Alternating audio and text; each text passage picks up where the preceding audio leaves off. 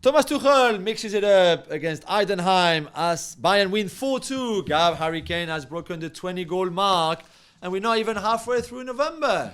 In all competition days. So I will get to Kane in a minute, but what struck me about this game was almost if Thomas Tuchel said, ugh, Heidenheim, they're terrible. So we got to see your buddy Bouna Sarr, who hadn't started a game in the Bundesliga in 31 months. We saw the very exciting Alexander Pavlovich in midfield. They're more excited by him than Bouna Sarr.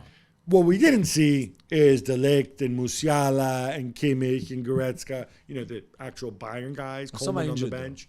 Alphonso Davies on the bench as well. So it's hard for me to judge anything on this. They go 2-0 up. Everything's easy. And then they're like, let's make this exciting. Let's concede 2 stupid goals in the space of 3 minutes. And then the cavalry comes on and scores.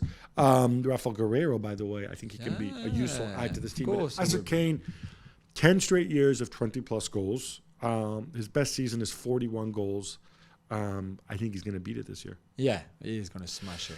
Let's talk league leaders, Jules. Bayern Leverkusen beat up poor old Union Berlin 4-0 to stay top of the Bundesliga in all competitions this season. Xavi Alonso's crew have taken 49 of a possible 51 points, while Union Berlin, in their last 14 games, has taken 1 point of a possible 42. That 1 point against Napoli, which may explain why Rudy Garcia is no longer with us. Yeah.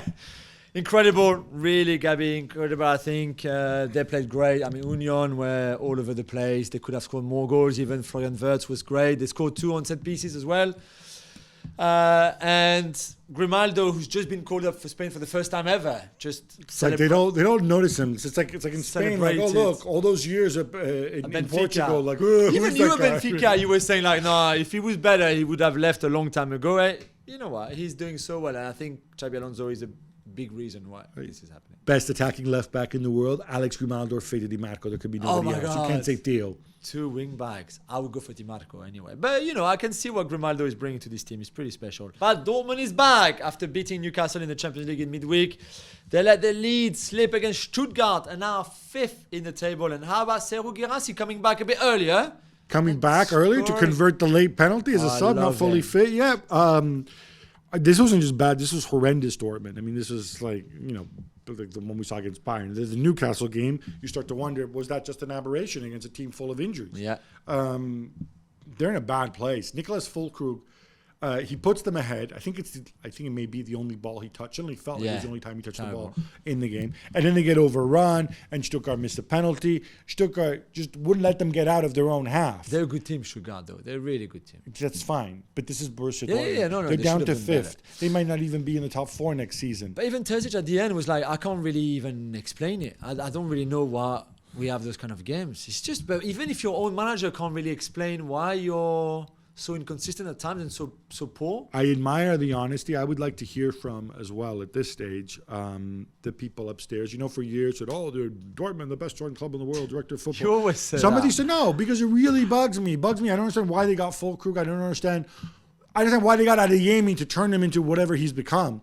Adeyemi out wide, I don't think is a solution, because he's not a good crosser of the ball. Yeah. He's just fast. Yeah. Figure it out. No. God didn't come down from Mount Nablus or wherever he was and said, like, listen, 4-3-3, you must play 4-3-3. Well, I want to try something. What about Füllkrug and Adeyemi together? And then maybe other ones. There are solutions. Find them. Yeah. Help Terzic. Leipzig beat Freiburg 3-1. Jules, I suspect all you're going to want to talk about is Xavi Simons. He was so good again. It's another goal. It's another assist for him. He looks so sharp. And Freiburg, they're a good team, really, even if they also played on Thursday night, so maybe they were a bit tired. They looked a bit jaded, to be fair, at some point. But it's all about Xavi Simons. It really is. And I know it's great for Leipzig to have him. It's just that already that he might not stay. If he stays on loan again, but that's it. So I wonder if you already prepare almost for, who can we get next after him? Because we know he might not stay at all. So, what if he doesn't want to go back? Leipzig can't. I don't think they can afford him, though.